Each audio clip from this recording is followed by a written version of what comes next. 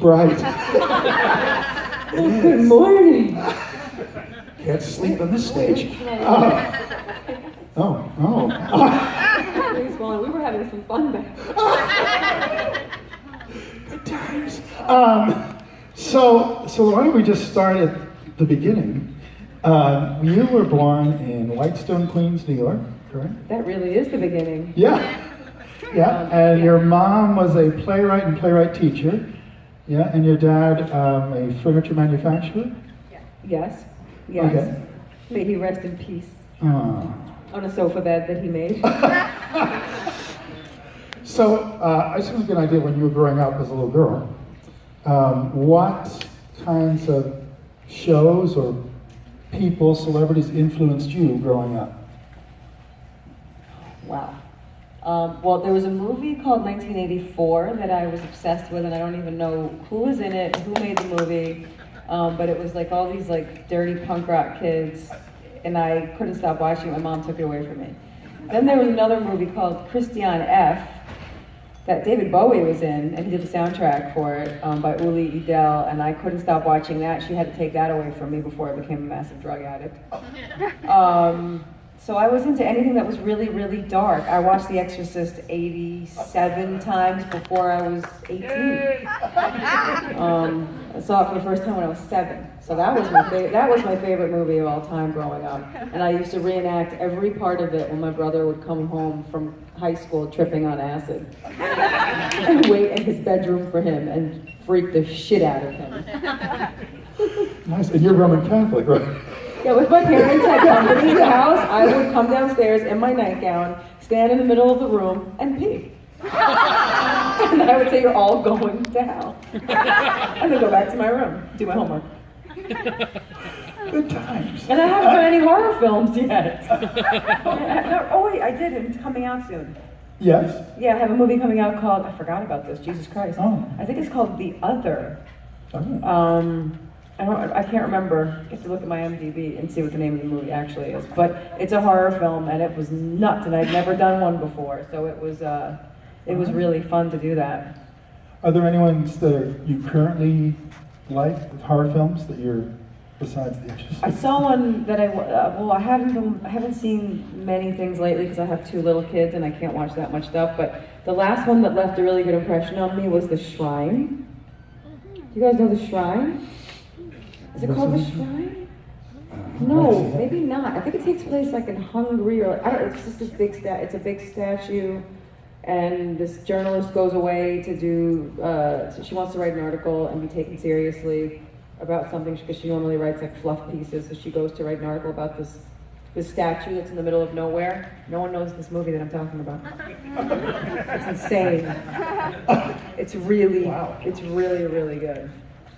I think it's called The Shrine. I'm gonna look for it now. So, moving forward, you went to school at Tisch? Yeah, I went to NYU Film School. And you were more geared towards directing first, right? Not acting. You wanted to be a directing. And then and then you got into acting more. Yes, I got lazy that I didn't want to edit or direct. Or back in those days, take light meter readings and edit things with real film. I got lazy and I just started acting. The easy way out. I was like, I'm okay at this. Fuck the rest of them. I'm gonna do all the other work. I gotta get a paycheck. Yeah. Well, how did Sopranos come along? Well, like I said, I didn't really start out to act, and I sort of got thrown into it, and then I got thrown into it, and I was getting a lot of, I had a manager who believed in me. I didn't believe in myself because I wasn't really an actor.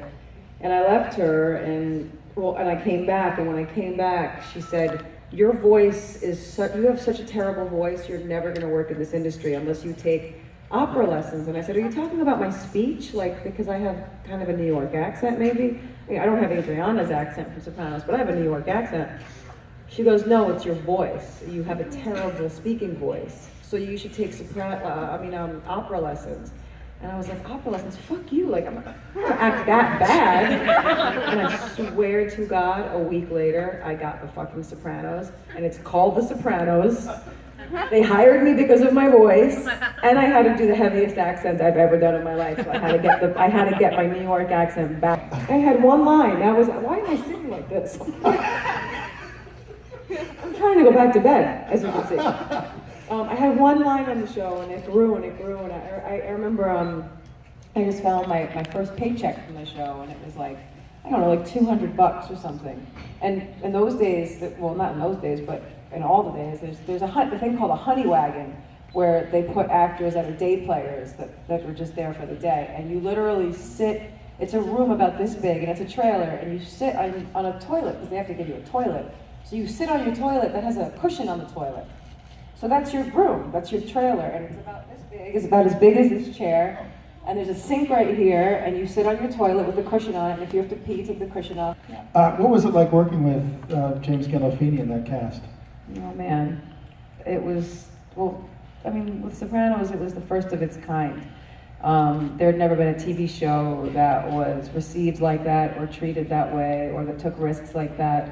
And, you know, cable was new, so it was, I mean, cable wasn't new, but TV shows made for cable, that was a whole new thing, and we really broke that ground. I mean, there was Oz and Gary Shandling and all those shows before Dreamont, but Sopranos changed the face of television. So to be in that cast, had they known the show was going to be that big, it would have been a star-studded cast. Lorraine Bracco was the only celebrity, the only star on the show. They never would have cast someone like Jim. They never would have cast me. They would have cast somebody who'd already broken their backs speaking with that accent, like Marissa Tomei or Debbie Mazar or something. So they hired people that nobody really knew, because it was just a whole new way of doing things, and to be a part of that was pretty awesome. There was a great cast of people. You had Edie Falco, James Gandolfini. But they were unknowns, right? Virtual. I mean, there was Oz. But they're so Oz. good. Forget about it.